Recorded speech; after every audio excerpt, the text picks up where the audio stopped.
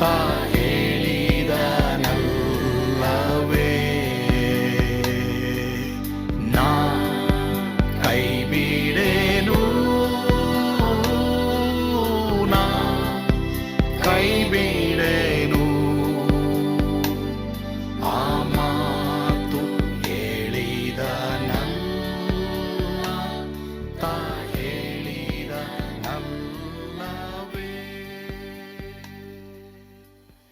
ಯೇಸು ಕೈ ಬಿಡನು ದೈನಂದಿನ ಸತ್ಯವೇದ ಅಧ್ಯಯನಕ್ಕೆ ನಿಮ್ಮೆಲ್ಲರನ್ನು ಆಹ್ವಾನ ಮಾಡ್ತೇನೆ. ಈ ವಾರದಲ್ಲಿ ನಾವು ಪ್ರಸಂಗಿ 1ನೇ ಅಧ್ಯಾಯವನ್ನ ಧ್ಯಾನ ಮಾಡ್ತೀವಿ. ಅದಕ್ಕೆ ಟೈಟಲ್ ಕೊಡಲಾಗಿರೋದು ದೇವರಿಲ್ಲದ ಜೀವಿತ ವ್ಯರ್ಥ ಎಂಬುದಾಗಿ. ಸೊ ಹೀಗಾಗಿ ಪ್ರಿಯರೇ, ಆ ದೇವರಿಲ್ಲದ ಜೀವಿತವನ್ನ ನೀವು ಜೀವಿಸ್ತಾ ಇದ್ರೆ ಅದರಿಂದ ಏನೇನು ತೊಂದರೆಗಳಾಗುತ್ತೆ, ಏನ್ ಪಾಠ ಕಲಿಬಹುದು ಅನ್ನೋದೇ ಈ 1ನೇ ಅಧ್ಯಾಯದಲ್ಲಿ ನಾವು ಕಲಿಯುವಂಥದ್ದು. ಇದನ್ನ ಕೇಳಿಸ್ಕೊಳ್ರಿ, ನೋಡ್ರಿ, ಆನಂದಿಸ್ರಿ. ಕರ್ತನು ನಿಮ್ಮನ್ನು ಆಶೀರ್ವದಿಸಲಿ.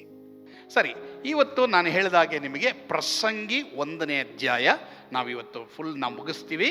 ಅದರಲ್ಲಿ ಕೆಲವು ಪಾಠಗಳನ್ನ ನಾವು ಕಲಿತೀವಿ. ಸೊ ಪ್ರಸಂಗಿ 1ನೇ ಅಧ್ಯಾಯನ 2 ಭಾಗವಾಗಿ ನಾವು ಮಾರ್ಪಡಿಸಿದ್ದೀವಿ. ಈಗ ಎಲ್ಲರೂ ನಿಮ್ಮ ಬೈಬಲ್ ತೆಗಿರಿ, ಎಲ್ಲರೂ ಗಟ್ಟಿಯಾಗಿ 1ನೇ ಅಧ್ಯಾಯ 1ರಿಂದ 11ನೇ ವಚನ, ಎಕ್ಲೇಸಿಯಾಸ್ಟಸ್ ಚಾಪ್ಟರ್ 1, 1 to 11 ಎಲ್ಲರೂ ಓದೋಣ. 1, 2, 3 ಸ್ಟಾರ್ಟ್. ದಾವೀದನ ಮಗನು ಯೆರೂಸಲೇಮಿನಲ್ಲಿ ಆಳುವ ಅರಸನೂ ಆಗಿದ್ದ ಪ್ರಸಂಗಿಯ ಮಾತುಗಳು. ಪ್ರಸಂಗಿಯು ಹೀಗೆ ಹೇಳುತ್ತಾನೆ, ವ್ಯರ್ಥವೇ ವ್ಯರ್ಥ, ವ್ಯರ್ಥವೇ ವ್ಯರ್ಥ, ಸಮಸ್ತವೂ ವ್ಯರ್ಥ. ಮನುಷ್ಯನು ಈ ಲೋಕದಲ್ಲಿ ಪಡುವ ಎಲ್ಲ ಪ್ರಯಾಸದಿಂದ ಅವನಿಗೆ ಏನು ಲಾಭ? ಒಂದು ತಲಾಂತರ ಗತಿಸುವುದು, ಇನ್ನೊಂದು ತಲಾಂತರವು ಬರುವುದು. ಭೂಮಿಯಾದರೂ ಶಾಶ್ವತವಾಗಿ ನಿಲ್ಲುವುದು. ಸೂರ್ಯನು ಏರುವನು, ಸೂರ್ಯನು ಇಳಿಯುವನು. ಹೊರಟ ಸ್ಥಾನಕ್ಕೆ ಅಸುರಸರಾಗಿ ತಿರುಗಿ ಓಡುವನು. ಗಾಳಿಯು ತೆಕ್ಕಣಕ್ಕೆ ಬೀಸಿ ಬಡಗಣಕ್ಕೆ ತಿರುಗುವುದು. ಅದು ತಿರುಗುತ್ತಾ ಹೋಗಿ ತಿರುಗುತ್ತಾ ಬರುವುದು. ನದಿಗಳೆಲ್ಲ ಸಮುದ್ರಕ್ಕೆ ಹರಿದು ಹೋಗುವು, ಆದರೂ ಸಮುದ್ರವು ತುಂಬುವುದಿಲ್ಲ. ಅವು ಎಲ್ಲಿಗೆ ಹರಿದು ಹೋಗುತ್ತವೋ ಅಲ್ಲಿಗೆ ತಿರುಗಿ ಹೋಗುವವು. ಎಲ್ಲಾ ವಸ್ತುಗಳು ಬಳಲಿ ಹೋಗುವು. ಇದನ್ನು ಮನುಷ್ಯನು ವಿವರಿಸಲಾರನು. ಕಣ್ಣು ನೋಡಿ ನೋಡಿ ತಪ್ಪಿಕೊಳ್ಳುವುದು, ಕಿವಿ ಕೇಳಿ ಕೇಳಿ ದಣಿಯುವುದು. ಇದ್ದದ್ದೇ ತೀರುವುದು, ನಡೆದದ್ದೇ ನಡೆಯುವುದು. ಲೋಕದಲ್ಲಿ ಹೊಸದೇನೂ ಇಲ್ಲ. ಈಗ ಹೊಸದು ಎನ್ನಿಸಿಕೊಳ್ಳುವ ವಸ್ತುವಿದ್ದರೂ ಅದು ಪೂರ್ವದಲ್ಲಿ ನಮಗಿಂತ ಮುಂಚಿನ ಯುಗಗಳಲ್ಲಿಯೂ ಇದ್ದದ್ದು. ಇಂದಿನ ತಲಾಂತರಗಳ ಈಗಿನವರೆಗೂ ಇಲ್ಲ. ಮುಂದಿನ ತಲಾಂತರಗಳ ಜ್ಞಾಪಕವು ಅವುಗಳ ಮುಂದಿನ ತಲಾಂತರಗಳಿಗೆ ಇರುವುದಿಲ್ಲ. ಕರ್ತನು ದೇವರ ವಾಕ್ಯವನ್ನು ಓದಿದಂಥ ಎಲ್ಲ ದೇವ ಮಕ್ಕಳನ್ನು ಇವತ್ತು ಬಲಪಡಿಸಲಿ. ಈ ಭಾಗಕ್ಕೆ ಕೊಟ್ಟಿರುವಂಥ ಒಂದು ಟೈಟಲ್, ಶಿರೋನಾಮೆ, ದಯವಿಟ್ಟು ನೋಡೋಣ. ಏನು? ಎಲ್ಲರೂ ಓದ್ರಿ, ನೋಡೋಣ. ದೇವರಿಲ್ಲದ ಜೀವಿತ ವ್ಯರ್ಥ. ಎಸ್, ದೇವರಿಲ್ವಾ? ವ್ಯರ್ಥಪ್ಪ. ಏನು ಮಾಡ್ತಾ ಇದ್ದೀರಾ ನೀವು? ಅದರಲ್ಲಿ ದೇವರಿಲ್ವಾ? ವಾಕ್ಯ ಇಲ್ವಾ? ದೇವರ ಆಜ್ಞೆ ಇಲ್ವಾ? ಅದೆಲ್ಲ ವ್ಯರ್ಥ.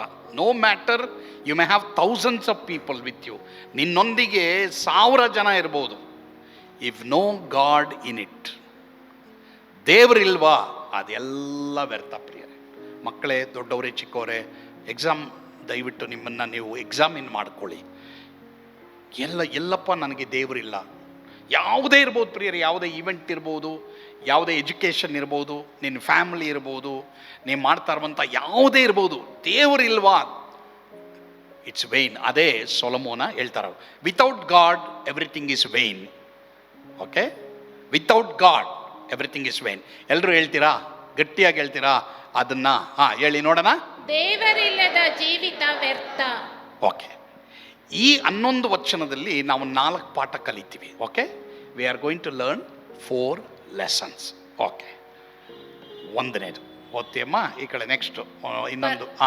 ಪರಲೋಕದ ಕಾರ್ಯಗಳಿಗಿಂತ ಭೂಲೋಕದ ಐಶ್ವರ್ಯಗಳನ್ನು ಹಿಂಬಾಲಿಸುತ್ತಾನೆ. ಎಸ್, ಓಕೆ, ಮೊದಲನೇದು.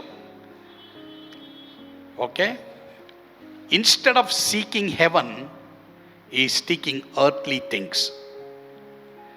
ಪರಲೋಕದ ಕಾರ್ಯಗಳಿಂದ ಭೂಲೋಕದ ಕಾರ್ಯಗಳನ್ನೇ ಇವನು ಹಿಂಬಾಲಿಸ್ತಾನೆ. ನೋಡ್ರಿ, ಯಾರು? ಸೊಲೊಮೋನ. ನೀವು ವಚನ 3-4 ಓದೋದು ಬೇಡ, ಅವಾಗಲೇ ಓದಿದ್ದೀರಾ. ಮನುಷ್ಯನ ಈ ಲೋಕದಲ್ಲಿ ಪಡುವ ಎಲ್ಲ ಪ್ರಯಾಸದಿಂದ ಅವನಿಗೇನು ಲಾಭ? ಒಂದು ತಲಾಂತರ ಗತಿಸ್ತದೆ, ಇನ್ನೊಂದು ತಲಾಂತರ ಬರ್ತದೆ. ಭೂಮಿ ಆದರೂ ಶಾಶ್ವತ. ಇವೊಂದೆಲ್ಲ ಬರೀ ಭೂಮಿ ಮಾತೆ, ಇವೊಂದು ಪರಲೋಕದ ಮಾತೇ ಇಲ್ಲ. ಪರಲೋಕದ ಕಾರ್ಯಗಳಿಗಿಂತ ಭೂಲೋಕದ ಐಶ್ವರ್ಯಗಳನ್ನೇ ಹಿಂಬಾಲಿಸ್ತಾನೆ. ನೀವೇನು ಹಿಂಬಾಲಿಸ್ತಾ ಇದ್ದೀರಾ? ನಾವೆಲ್ಲರೂ ಏನು ಹಿಂಬಾಲಿಸ್ತಾ ಇದ್ದೀವಿ ಪ್ರಿಯರೇ? ನಮಗೆ ಕೆಲಸ ಇರೋದು ತಪ್ಪಿಲ್ಲ, ಸಂಪಾದನೆ ಮಾಡೋದು ತಪ್ಪಿಲ್ಲ, ಎಜುಕೇಷನ್ ತಪ್ಪಿಲ್ಲ, ವ್ಯಾಪಾರ ತಪ್ಪಿಲ್ಲ, ದೇವ್ರು ತಪ್ಪು ಅಂತ ಹೇಳಲಿಲ್ಲ. ಬಟ್ ದೇವ್ರು ಇಲ್ವಾ ಅದರಲ್ಲಿ? ಪರಲೋಕ ಇಲ್ವಾ ಅದರಲ್ಲಿ? ಅದು ವ್ಯರ್ಥ ಅಂತ ಅವನು ಹೇಳ್ತಾರೆ. ಅದು ಪ್ರಿಯರೇ, ಒಂದು ವೇಳೆ ಯಾರಾದರೂ ಇಲ್ಲಿ ಬಂದಿದ್ದೀರಾ, ನನಗೆ ಸಮಾಧಾನ ಇಲ್ಲ, ನನಗೆ ಶಾಂತಿ ಇಲ್ಲ, ನನಗೇನೋ ಜೀವಮಾನದಲ್ಲಿ ಜಿಗುಪ್ಸೆ. Do you know why? ಯಾಕೆ ಗೊತ್ತಾ? Because no God. ಇಂಗ್ಲಿಷ್ನಲ್ಲಿ ಇದನ್ನು ಏನು ಹೇಳ್ತಾರೆ ಗೊತ್ತಾ? Instead of seeking heavenly things he went after earthly things. ನೀನು ಎಲ್ಲ ನಿನ್ನ ಜೀವಮಾನದಲ್ಲಿ ಪ್ರಿಯ ದೇವರ ಮಕ್ಕಳೇ, ಒಂದು ವೇಳೆ ಲೋಕದ ಭೋಗಗಳು, ಲೋಕದ ಆಸೆಗಳು, ಲೋಕದ ಕಾರ್ಯಗಳನ್ನ ನೀನು ಹಿಂಬಾಲಿಸ್ತಾ ಇದೆಯಾ? ಇವತ್ತು ಜಾಗೃತಿಯಾಗಿರು ಪ್ರಿಯರೇ. ಇದಕ್ಕೆ ಒಂದು ವಾಕ್ಯ ಇದೆ ನೋಡಿ, ಕೊಲಸ್ಯ 3:1. ಮಹೇಶ್ ಓದಪ್ಪ, ಕೊಲಸ್ಯ 3:1 ವಚನ ಓದಿದ್ರೆ ಸಾಕು. ಆದ ಕಾರಣ ನೀವು ಕ್ರಿಸ್ತನೊಂದಿಗೆ ಎಬ್ಬಿಸಲ್ಪಟ್ಟುವುದರಿಂದ ಮೇಲಿರುವುದಗಳನ್ನು ಹುಡುಕಿರಿ, ಅಲ್ಲಿ ಕ್ರಿಸ್ತನ ದೇವರ ಬಲಗಡೆಯಲ್ಲಿ ಆಸೀನರೂಢನಾಗಿದ್ದಾನೆ. ಆಮೇಲೆ ಓದಪ್ಪ, ಮೇಲಿರುವಂತವುಗಳ ಮೇಲೆ ಮನಸ್ಸಿಡಿರಿ, ಭೂ ಸಂಬಂಧವಾದವುಗಳ ಮೇಲೆ ಇಡಬೇಡಿ. ಸರಿ, ಎಲ್ರೂ ಗಮನ ಇಡಿ. ಮೇಲಿರುವವುಗಳ ಮೇಲೆ ಮನಸ್ಸಿಡ್ರಿ, ಭೂ ಸಂಬಂಧವಾದವುಗಳ ಮೇಲೆ ಮನಸ್ಸಿಡಬೇಡ್ರಿ. ನೀವು ಕೆಲಸ ಮಾಡ್ತಾ ಇದ್ದೀರಾ, ನೀವು ಎಜುಕೇಷನ್ ಮಾಡ್ತಾ ಇದ್ದೀರಾ, ವ್ಯಾಪಾರ ಮಾಡ್ತಾ ಇದ್ದೀರಾ, ನೀವು ಈ ಲೋಕದಲ್ಲಿ ಇದ್ದೀರಾ, ಬಟ್ ನಿಮ್ಮ ಮನಸ್ಸೆಲ್ಲ ಎಲ್ಲಿರಬೇಕು? ನಿಮ್ಮ ಮನಸ್ಸು ಎಲ್ಲಿರಬೇಕು? ಪರಲೋಕಕ್ಕಾಗಿ ನಾನು ಮಾಡಬೇಕಪ್ಪ, ಪರಲೋಕದ ಭಯ ನನಗೆ ನಿನಗಿರಬೇಕು. ನೋಡಿ, ಇವನು ಏನು ಮಾಡ್ತಿದ್ದ ಗೊತ್ತಾ? ಬರೀ ಭೂಲೋಕದ ಐಶ್ವರ್ಯಗಳನ್ನೇ ಹಿಂಬಾಲಿಸ್ತಾ ಇದ್ದಾನೆ ಹೊರತು ಪರಲೋಕದ ಮೇಲೆ ಇವನು ಮನಸ್ಸಿಟ್ಟಿಲ್ಲ. ಆ ಥರ ನೀವು ಇರಬೇಕು. ಸರಿ ನೋಡ್ರಿ, ಇದ್ದದ್ದೇ ಇರುವುದು, ಲೋಕದಲ್ಲಿ ಹೊಸದೇನೂ ಇಲ್ಲ ಅಲ್ಲ. ಲೋಕದ ಬಗ್ಗೆ ಎಕ್ಸೈಟ್ ಆಗಬೇಡ್ರಿ, ಲೋಕದ ಬಗ್ಗೆ ಎಕ್ಸೈಟ್ ಆಗಬೇಡ್ರಿ. ಉದಾಹರಣೆಗೆ ಸುರಂಗ ಮಾರ್ಗ ಕಂಡಿಡ್ದಿದ್ದು ಯಾರು? ವಿಶ್ವೇಶ್ವರಯ್ಯ ಅವರ? ಇಲ್ಲ ನಮ್ಮ ಇದು ಮೊದಲು ಇದರಲ್ಲ ರಾಷ್ಟ್ರಪತಿಯವರು ಅಬ್ದುಲ್ ಕಲಾಂ ಅವರ? ಇಲ್ಲ. ಕಂಡಿಡ್ದಿದ್ದು ಹೆಗಣ, ಕಂಡಿಡ್ದಿದ್ದು ಇಲಿ ಅಲ್ವಾ? ಸುರಂಗ ಮಾರ್ಗ ಕಂಡಿಡ್ದಿದ್ದು ಹೆಗಣನೇ. ಅದ್ರ ಕಾನ್ಸೆಪ್ಟ್ ತಗೊಂಡೆ ಇವಾಗ ಎಲ್ಲರೂ ಸುರಂಗ ಮಾರ್ಗ ಮಾಡ್ತಾ ಇದ್ದಾರೆ. So ultimately nothing is new. ಲೋಕದಲ್ಲಿ ನೀನು ನಾನು ಎಕ್ಸೈಟ್ ಆಗಬೇಕಾಗಿರೋಂಥ ಕಾರ್ಯ ಯಾವುದೂ ಇಲ್ಲ ಪ್ರಿಯರೇ, ಯಾವುದೂ ಇಲ್ಲ. ಆದರೆ ಇವನು ಏನು ಮಾಡಿಬಿಟ್ಟ, ಸೊಲೊಮೋನ ಭೂಲೋಕದ ಐಶ್ವರ್ಯಗಳನ್ನ ಎಕ್ಸೈಟ್ಮೆಂಟ್ ಆಗಿ ತಗೊಂಡ್ಬಿಟ್ಟ, ದೇವರ ಕಾರ್ಯಗಳನ್ನ ಎಕ್ಸೈಟ್ಮೆಂಟ್ ಆಗಿ ತಗೊಳ್ಳಿಲ್ಲ. ಎಷ್ಟೋ ಜನ ಆ ರೀತಿ ಇದ್ದೀವಿ ಪ್ರಿಯರೇ. ಇವತ್ತು ಬೈಬಲ್ ಎಕ್ಸೈಟ್ಮೆಂಟ್ ಇಲ್ಲ, ಪ್ರಾರ್ಥನೆ ಎಕ್ಸೈಟ್ಮೆಂಟ್ ಇಲ್ಲ, ಆರಾಧನೆ ಎಕ್ಸೈಟ್ಮೆಂಟ್ ಇಲ್ಲ, ಮಾತ್ರವಲ್ಲದೆ ದೇವ್ರ ಕಾರ್ಯಗಳು ಎಕ್ಸೈಟ್ಮೆಂಟ್ ಇಲ್ಲ. ಲೋಕದಲ್ಲಿ ಏನೋ ಒಂದು ನೋಡ್ಬಿಡ್ತೀವೋ, ಅಯ್ಯೋ ಇಟ್ಲಾ మా స్టేటస్ అంతా చేంజ్ అవుతుంది. ఇప్పుడు నీ ಸ್ಟೇಟಸ್ ಏಮಿ? ಸ್ಟೇಟಸ್ನಲ್ಲಿ ನಾನು ನೀನು ಇಲ್ಲಿಗೆ ಹೋಗಿದ್ದೀವಿ ಅಲ್ಲಿಗೆ ಹೋಗಿದ್ದೀವಿ ಅಂತ ಹೇಳೋದ್ರಲ್ಲಿ ತಪ್ಪಿಲ್ಲ, ಬಟ್ ಅದನ್ನು ಇನ್ನೂ ಸ್ವಲ್ಪ ಕಂಟಿನ್ಯೂ ಮಾಡಿ. ಆದರೂ ದೇವರೇ, ನನಗೆ ದೇವರೇ ಶ್ರೇಷ್ಠ, ನನ್ನ ಸಂತೋಷ ದೇವರಲ್ಲಿ ಎಂಬುದಾಗಿ ನಾವು ಹೇಳೋರಾಗಿರ್ಬೇಕು ಪ್ರಿಯರೇ. ಓಕೆ, ಈ ಭಾಗದಲ್ಲಿ ಕಲಿಯುವಂಥ ಸೆಕೆಂಡ್ ಲೆಸನ್ ಸಿಮಿಯೋನ್ ಓದ್ತಾರೆ. ಸಿಮಿಯೋನ್ ಓದಪ್ಪ. ಈ ಭಾಗದಲ್ಲಿ ನಾವು ಕಲಿಯುವಂಥ ಸೆಕೆಂಡ್ ಲೆಸನ್ ಓದಪ್ಪ. ಸೃಷ್ಟಿಕರ್ತನನ್ನು ಸ್ಮರಿಸದೆ ಸೃಷ್ಟಿಯನ್ನೇ ಸ್ಮರಿಸುತ್ತಾನೆ. Instead of worshipping the creator, he started admiring the creation. Instead of worshipping creator, he started admiring creation. ಸೃಷ್ಟಿಕರ್ತನನ್ನು ಸ್ಮರಿಸದೆ ಸೃಷ್ಟಿಯನ್ನೇ ಇವನು ಸ್ಮರಿಸ್ತಾನೆ. ನೋಡಿ, ಅವನು ಹೇಳ್ತಾನೆ, ಸೂರ್ಯ ಏರೋಗ್ತಾನೆ, ಸೂರ್ಯ ಇಳಿದು ಬರ್ತಾನೆ, ಮಾತ್ರವಲ್ಲದೆ ಗಾಳಿ ಒಂದು ಕಡೆಯಿಂದ ಇನ್ನೊಂದು ಕಡೆ ಬೀಸ್ತದೆ, ಮಾತ್ರವಲ್ಲದೆ ಸಮುದ್ರ, ನದಿಗಳೆಲ್ಲ ಸಮುದ್ರಕ್ಕೆ ಹರಿತದೆ. ಇವನ್ನೆಲ್ಲ ಮಾತೇನು ಗೊತ್ತಾ? ಬರೀ ಬೆಟ್ಟ ಗುಡ್ಡ, ಮಾತ್ರವಲ್ಲದೆ ಗಾಳಿ, ಸಮುದ್ರ, ನದಿ, ಇದ್ರ ಬಗ್ಗೆ ಮಾತಾಡ್ತಾ ಇದ್ದಾನೆ. ಪ್ರಿಯ ದೇವರ ಮಕ್ಕಳೇ, ಇವತ್ತು ನಿನ್ನ ಮಾತೇನು? ನಿನ್ನ ಮನೆಯಲ್ಲಿ ನಿನ್ನ ಮಾತೇನು? ನಿನ್ನ ಮಾತು ಜಾಸ್ತಿ ಸೃಷ್ಟಿಕರ್ತನದ್ದಾಗಿರಬೇಕು. ಪ್ರಿಯರೇ, ನಾನು ನಂಬ್ತೀನಿ ಈ ಒಂದು ಪ್ರಸಂಗ ನಿಮಗೆ ನಿಜವಾಗಲೂ ಉಪಯುಕ್ತವಾಗಿತ್ತೆಂಬುದಾಗಿ. ಒಂದು ವೇಳೆ ದೇವರಿಲ್ವಾ, ದೇವರ ಮೇಲೆ ನಿಮ್ಮ ಜೀವಿತ ಫೋಕಸ್ ಆಗಿಲ್ವಾ, ನೀವು ಪುನಃ ನಿಮ್ಮ ಜೀವಿತವನ್ನು ಯೇಸುಸ್ವಾಮಿಗೆ ಒಪ್ಪಿಸ್ಕೊಡ್ಬೇಕು, ಒಂದು ತೀರ್ಮಾನದೊಂದಿಗೆ ನನ್ನ ಕೆಲಸ, ನನ್ನ ಸೇವೆ, ನನ್ನ ಬಿಸ್ನೆಸ್, ನನ್ನ ಮನೆ ನಡೆಸಬೇಕಂತ ನೀವು ತೀರ್ಮಾನ ಮಾಡಿದ್ದೀರಾ, ನಿಮಗೋಸ್ಕರವಾಗಿ ನಾನು ಪ್ರಾರ್ಥನೆ ಮಾಡಲಿಕ್ಕೆ ಇಷ್ಟಪಡ್ತೇನೆ. ಪ್ರಾರ್ಥನೆ ಮಾಡೋಣವಾ? ಪರಮ ಪ್ರೀತಿಯುಳ್ಳ ತಂದೆಯಾದ ದೇವರೇ, ನಿಮಗೆ ಸ್ತೋತ್ರ.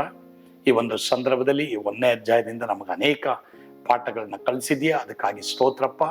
ತಂದೆಯಾದ ದೇವರೇ, ನಮ್ಮ ಜೀವಿತಗಳನ್ನ ಕ್ರಿಸ್ತನಲ್ಲಿ ದೃಷ್ಟಿಕೋನವಾಗಿಟ್ಟು ನಮ್ಮ ಜೀವಿತವನ್ನ ನಾವು ನಡೆಸಲಿಕ್ಕಾಗುವಂತೆ ಎಲ್ಲರಿಗೂ ಕೃಪೆ ಕೊಡಪ್ಪ. ಯಾರ್ಯಾರು ಇವತ್ತು ಹೌದು ನಾನು ವೇಸ್ಟ್ ಮಾಡಿಬಿಟ್ಟೆ, ನನ್ನ ಜೀವಿತವನ್ನ ನಾನು ಪಶ್ಚಾತ್ತಾಪ ಪಟ್ಟು ದೇವರ ಕಡೆ ತಿರುಗಿಕೊಳ್ತೀನಿ ಎಂಬುದಾಗಿ ಹೇಳ್ತಾ ಇದ್ದಾರೋ, ದೇವರಿರುವಂಥ ಜೀವಿತ ಲಾಭ, ದೇವರಿಲ್ಲದೆ ಇರುವಂಥ ಜೀವಿತ ವ್ಯರ್ಥ ಎಂಬುದಾಗಿ ತಿಳಿದುಕೊಂಡು ತಮ್ಮ ಜೀವಿತವನ್ನು ನಿನ್ನ ಕೈಗೆ ಒಪ್ಪಿಸಿಕೊಡುವಾಗೆ ಕೃಪೆ ಕೊಡಪ್ಪ.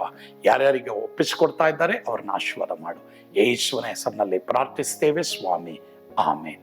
God bless you. ಯೇಸು ನಿಮ್ಮನ್ನು ಕೈ ಬಿಡನು.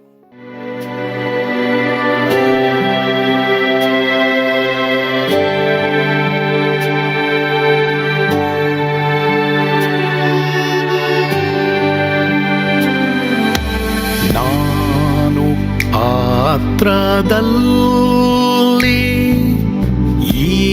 ಇರುವಾಗಲೂ ನೀನು ಪಾಯಪಟ್ಟು ಓಡಬಾರದು. ನನ್ನ ಮಾತನಂಬಿ ಸ್ಥಿರವಾಗಿರು.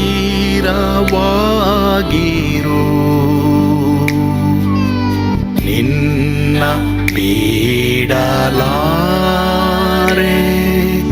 ಬಿಡೆನು ಎಂದೆಂದಿಗೂ.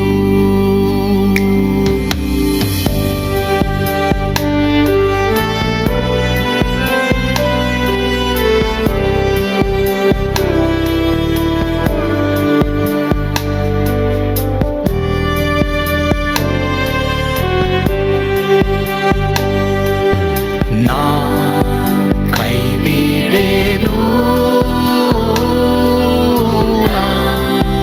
ಕೈ ಬಿಡೆನು. ಆ ಮಾತು ಹೇಳಿದನಲ್ಲ,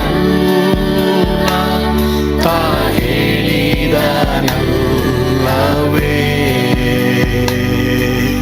ನಾ ಕೈ ಬಿಡೆನು, ಕೈ ಬಿಡೆನು.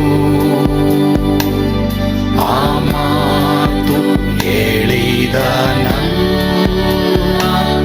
ತಾ ಹೇಳಿದನಲ್ಲವೇ.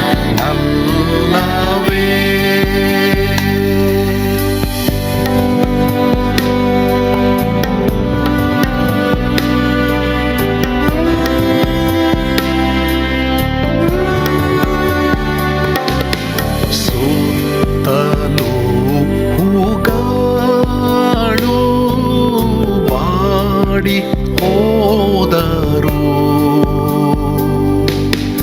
ಮೇಲೆ ಸ್ವರ್ಗದೋಳು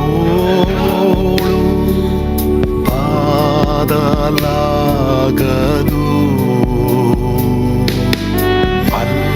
ಅಲ್ಲಿಂದೇಸು ಸ್ವಾಮಿ ಬಾರುವಾತನು.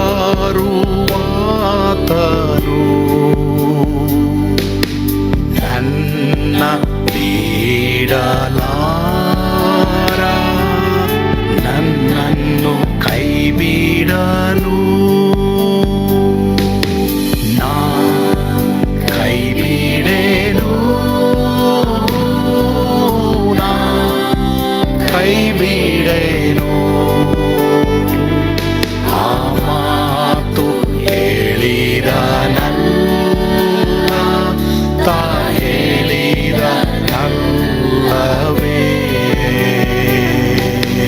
ನಾ ಕೈ ಬಿಡೆನು,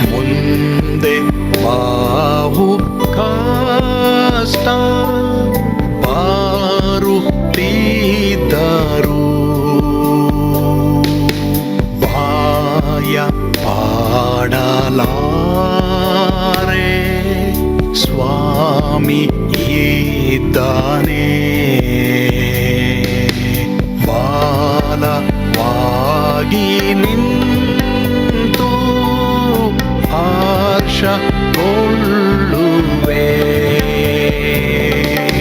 ಸ್ವಾಮಿ ನೀಡಲಾರ, ಸ್ವಾಮಿ ನನ್ನ ಕೈ ಬಿಡಲು, ನಾ ಕೈ ಬಿಡೆನು, ನಾ ಕೈ ಬಿಡೆನು. ಆ ಮಾತು ಹೇಳಿದನಲ್ಲ, ತಾ ಹೇಳಿದನಲ್ಲವೇ,